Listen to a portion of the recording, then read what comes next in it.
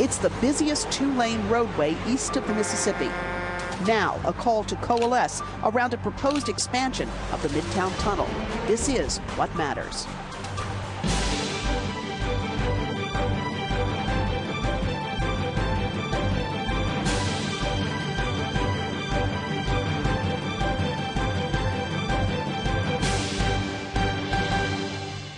Good evening, I'm Cathy Lewis. It's one of the most notorious choke points in Hampton Roads, the Midtown Tunnel. It's long been part of a 6-project plan to get Hampton Roads moving. But last month came a call from the outgoing Transportation Secretary, Pierce Homer, for the region to focus on the Midtown Tunnel project. He called it a litmus test for the region, and we are glad to have him with us tonight. Secretary Pierce Homer is with us tonight, Transportation Secretary Pierce Homer, who just left office, and we're glad to have him with us tonight. Thank you for being here. We are also glad to have with us tonight Transportation Consultant and former VDOT Commissioner Philip Shucet and the Executive Director of the Hampton Roads Planning District Commission, Dwight. Nice to have all of you with us tonight. I appreciate it very much. Boy, this Midtown Tunnel thing is such an interesting project, and certainly it came out of a conversation that we had last month in December at a breakfast session for about 200 business leaders. And Secretary Homer, you said something there I had not heard in quite that way. You said, well, you know, you all can prioritize all you want, and that's a good thing, but this Midtown Tunnel is the thing you really have to rally around. You called it this litmus test. What did you mean? Right. Well, Cathy, it takes years to develop a project, to accrue funding, to get the necessary approvals, to get the local, the regional, the state buy-in. And when you miss your chance, you go to the back of the line. Oh. Well, the Midtown Tunnel has a private partnership. It has federal, state, local, and regional approvals. We're moving along with the public sector side of the funding. It is a project that can happen if we stick with it for the next 2 to 3 years and make some very difficult choices. But if we do that, it will happen. If we don't, it will go to the back of the line, and there's nothing to immediately take its place. And we will waste another 2, 3, 4 years trying to figure out what our next priority is. And we will also waste money in that process too, right? Oh, absolutely. Yeah. It's about $100 million a year in inflation costs. Wow. Delay has a cost. Indeed it does. And Philip Shucet, you were saying at that very breakfast that time is the enemy here. Absolutely. Time kills deals and wastes a tremendous amount of money. 3-year delay in the Midtown Tunnel increases the cost of that project enough that we could have built a free high-rise bridge on Interstate 64. And what's the reason that that's the case? Just increasing cost of materials? Absolutely. Well, increasing cost. You could just put a period there. Cost of materials, cost of construction, added risk. These are all things that have very real negative influences on the cost of projects. Yeah. So right now we have this project that's moving along. We've had some terrific development on it recently. What's our time frame on this, Dwight Farmer? What are we looking at? For the project, 3-year project for construction, and it's a typical construction scheme for a project of that magnitude. But I think as these gentlemen have said, that where it's most costly is getting the project ready. And I think what the former secretary is saying here is we need to step up to the plate and make this project happen so that we can get, you know, shovels in the ground and the project underway. The project has been due for probably more than 10 years actually. And so it's a 3-year project, but in order to do that, Secretary Homer, you were saying we've got a situation where we have to make some very hard choices and hard decisions. And the first one has to do, I suppose, with how we pay for this project, because while we have the private sector lined up, this public sector piece is a little bit different. Right, and this project is going to be principally, but not exclusively, funded through tolls. And remember, what we're doing is we're tolling both the Midtown and the Downtown Tunnel, which are free today. Right. So we're telling folks in this process, something that you've had for free, you're going to have to pay a toll for in order to get the additional tube. And remember, we are tolling both the Midtown and the Downtown Tunnel. So that's a real information shift for people to take on board. It is, and we've not done anything like that. In fact, in Virginia, what we have done is to take the tolls off of the Midtown Tunnel, off of the Hampton Roads Tunnel, off of Virginia 44. This is going backwards in history. but absolutely essential. If we don't do that, we don't have a project. And so as you think about tolls, one of the things a lot of people are very interested in is, well, what kind of money are we talking about? So Philip Shucet, as you think about the process of coming up with that number, what do you have to take into account before you even start talking about what the public sector piece of that might be? Well, you have to take in account, from the private sector side, you have to take into account what that number might be without any public subsidy whatsoever. And that is an exercise of demand and supply. You know, at what levels can you set a toll that maximize the throughput of traffic? You know, you can't raise $10 million by charging 10 cars $1 million, right? So not for long. So well, yeah. So that will be part of the work that would be ongoing in these next phases when you're really trying to put a fine edge on what that toll might be and how that might be stratified for frequent users or for trucks, and a lot of considerations that and you might have to take place there. You might also look at, well, I don't know, I'll ask the question, would you also potentially look at a configuration that might have, depending on time of day that you're traveling through there, a differential pricing structure for that? So all of that is in discussion now. All of that could be in discussion. And then once you know what that is from sort of a baseline, no subsidy point of view, the public subsidy potentially comes into play for in effect buying down that rate. Because if that number is too high, if the number is too high, then effectively people won't use it. Right. You know, so it's a careful balancing. It's here we have a case where a private group has come forward and says, we think we can balance that. We think we have enough information to make this work. But as Pierce said, here's some very key considerations, not the least of which are that it's not just the Midtown Tunnel we're talking about, but it's tolls on the system of tunnels between the downtown and Midtown Tunnel. And some of the figures we've heard sort of bandied about are somewhere between $1.25 and $2 one way, which is certainly a lot more than the quarter that people who have longer memories will remember paying. But we're in a different kind of an era, aren't we? Right. Well, you know, there's, I think, a commitment to user fees at the national and the state level, so that's part of it. But what's affordable for an existing structure and where people don't necessarily have alternatives, and we also have low-income populations on both sides of the river, and that's an important consideration because the employment centers, whether it's the hospital, whether it's the shipyard, whether it's the naval base, they depend on that labor force. And if we can't get them there on time and within their family budget, we have a problem. So that's part of the balance. As we bring this program to you tonight, Secretary Homer is the immediate past secretary, and Secretary Connaughton, is stepping into that post. So how does that transition affect a project like this? Is there an effect on it? Does it delay it in any sense? I don't think so. And one of the things, it's been an excellent transition process, talking at least every other day. But the way Virginia government is set up is the Department of Transportation is the continuing body, and that has ultimate administrative decision-making authority. The policy level changes will be led by the new secretary and the new Commonwealth Transportation Board. So you might see, say, a slightly different mix in tolling policy. I don't think that would be terribly significant, but that is a possibility. But the mechanics, the size of the tunnel, its location, its cost, its commercial terms, nobody's going to stop those it. Those will not be changed. Okay. You said there were other hard decisions we have to make. Certainly the tolling is a big one. What are some of the other hard decisions? Well, a second aspect of the tolling will be to implement tolling prior to completion of the project. That will help to hold the toll rates down.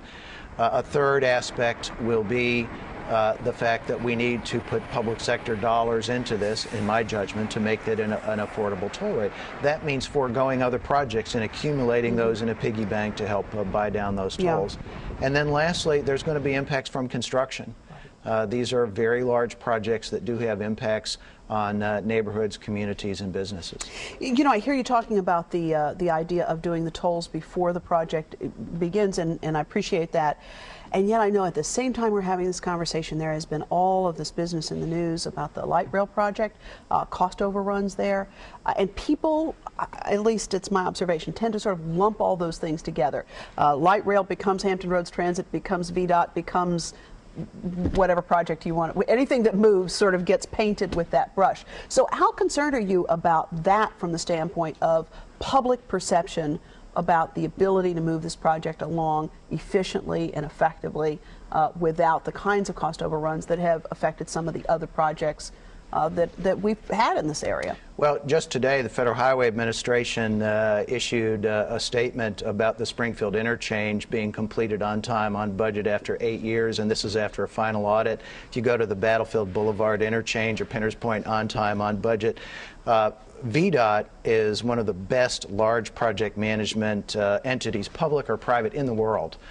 Wilson Bridge, Springfield interchange, Pinner's Point, these are major projects, all on time, on budget. I do think, though, there's a realistic consideration. People understand what's in front of them, so getting through quickly some of the concerns about the light rail project are very important, not just for the light rail project, right, but for infrastructure generally in this region. And I know the state has a piece of the light rail project. We pay half of the non-federal costs. We pay penny for penny what the city of Norfolk so pays. you have as much interest as the city does and everybody else in getting to the bottom of this thing and getting it resolved effectively. Dwight Farmer, we spent a lot of time prioritizing projects and looking at that, and we had 6 projects, and now the Secretary is saying, boy, you know, you all really ought to hone in on this Midtown Tunnel. Does that mean the other projects go away? What happens to the other projects? Well, it doesn't mean they go away, but it does mean that we're in a new time, a new era where we have to focus limited resources and get projects in line, as opposed to going with what we had assumed would be the scenario of running 5 or 6 projects forward at one time. So I think there's no question we're in a new time.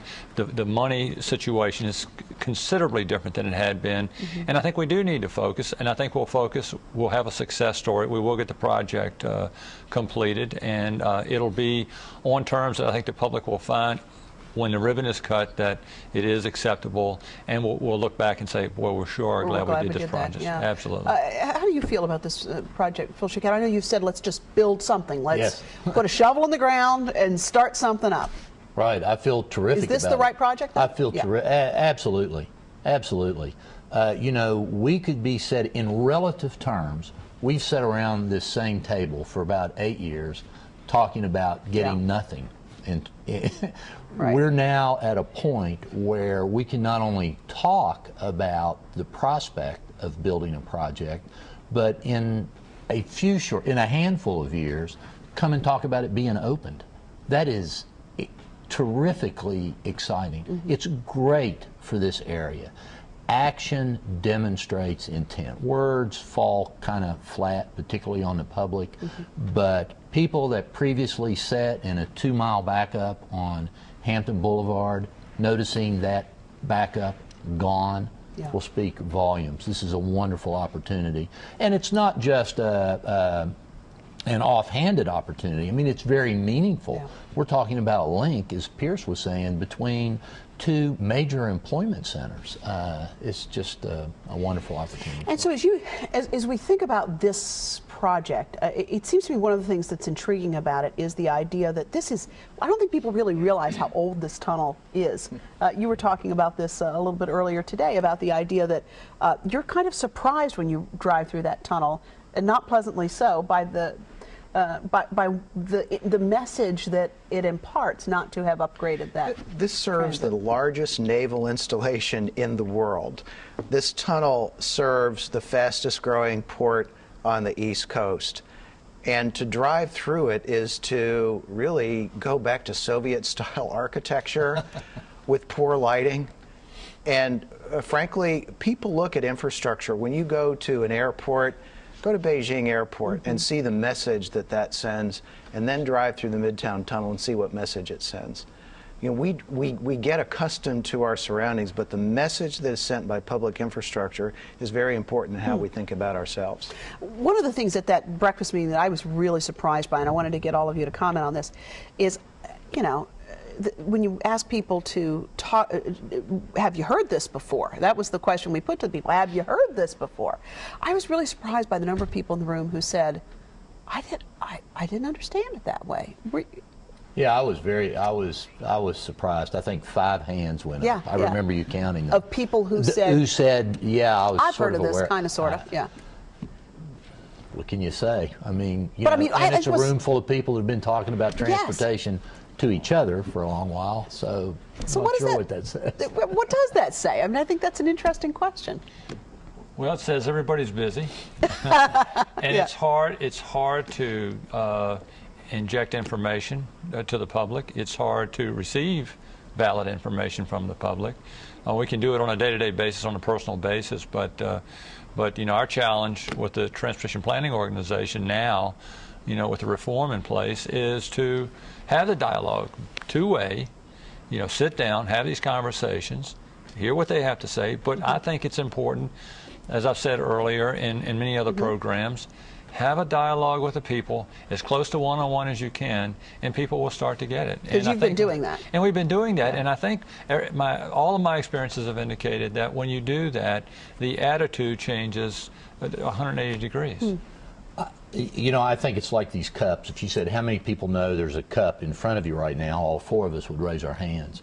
We have spent so much time, and I certainly spent my share of time in this vein, talking about what we don't have, how much more money we do need, that we got way far away from talking about the money we do have and what we can do. And what we could do, right? And when we build the Midtown Tunnel, and you get that same question in front of a room, there might be 5 people who are from out of town who won't raise their hand. Everybody else will know, yeah, I know about that, because they'll be able to see it. So we're talking about the prospects of a new Midtown Tunnel. It's about a 3-year project.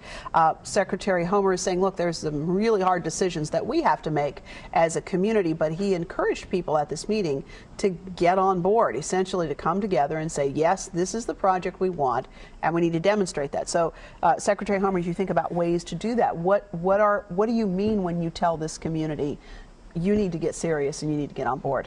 Well, it comes back to the hard choices, and understand we don't have time for navel gazing. We don't have the luxury of choosing over a long period of time priorities. We either execute or we go to the back of the line, number one. And number two, be very cognizant and honest about these hard choices. Imposing a toll on an existing highway will not be easy. Doing it during construction will not be easy. Foregoing other projects that might be able to be funded with those public funds will not be easy. I think sometimes a little bit of controversy helps to get the word out, and understanding those applications and those choices will surely create controversy and hopefully in the process educate people as well. And so what sort of format is this conversation going to take place in? What are the vehicles by which we make these hard decisions? Well, first you kick off the project, make sure as many people as possible understand. The communication of that is enormous. I think VDOT in Hampton Roads first did it best of recent with military highway project. They've done it, I think, successfully at Coliseum Central. They did it with the Battlefield Boulevard project. It's a huge, huge campaign, both in terms of human resource and finance, to have an ongoing communication, open, transparent way to deal with the public. To let them know day to day, week to week, what's going on, what they're going to see, because as I've told a lot of folks, it's all about expectation. And you've got to set that expectation right, because if you set it too high and you don't meet it, there's disappointment. You set it too low, you don't achieve. And I think that we're going to have to set the expectation realistically, tell people what we're going to see, what we're not going to see, and how we can best cope with it. And so one of the questions when I was telling someone about this recently that was put to me was, well, that's great, fabulous, we're getting into Midtown Tunnel, wonderful. What about Hampton Boulevard? Aren't we just going to dump all those cars that get there faster out onto Hampton Boulevard? Yes, oh my gosh, Hampton Boulevard folks, the West End crowd, I know are very concerned about this project and would what it'll do both during construction and afterwards, their life is going to change completely when we cut the ribbon on this project. Completely for the better? Completely for the better. Sure. For the better. I'm sorry. For the better. And likewise on the Portsmouth side, you know, on the Finners Point side, we'll eliminate those 2 parking lots in the morning and the afternoon. It will be considerably different than it has been for the last 10 years. Pierce said such a key word for me, execute, do something. You know, we've had projects sort of laying flat horizontally with nothing actually moving. People are okay with lining them up.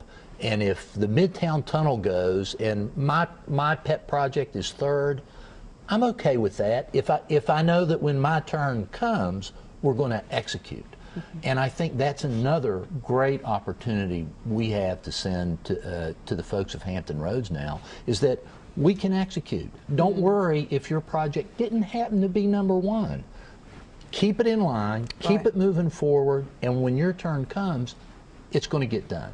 And that's a different mentality than we've had here. Yeah, indeed it is. Indeed it is. And I'm wondering, as you think about this, and what advice would you have for the man who now currently who currently is in the spot that you've had for 4 years? What advice would you have?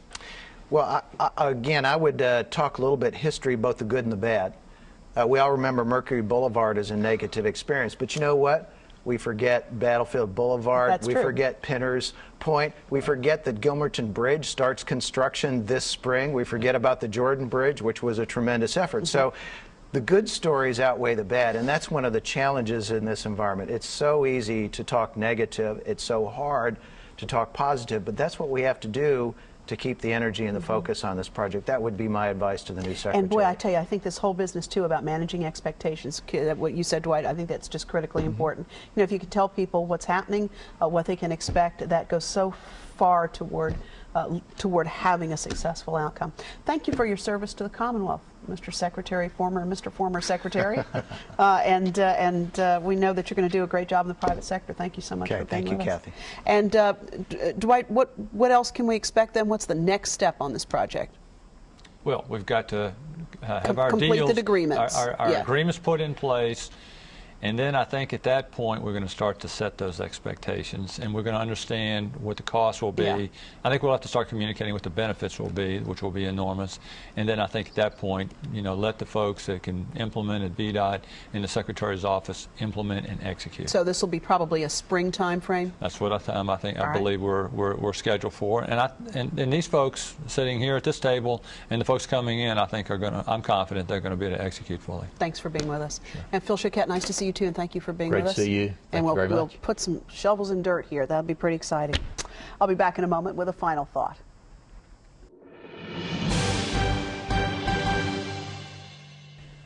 When former Secretary of Transportation Pierce Homer said essentially that if the Midtown doesn't fly, not much else is going to, I have to say it really got my attention. He made those remarks, as we said earlier, at this quarterly breakfast event I was privileged to moderate last month. It's sponsored by Inside Business and Cox Communications, and when you see it in the paper, boy, you want to go because you never know what you're going to hear.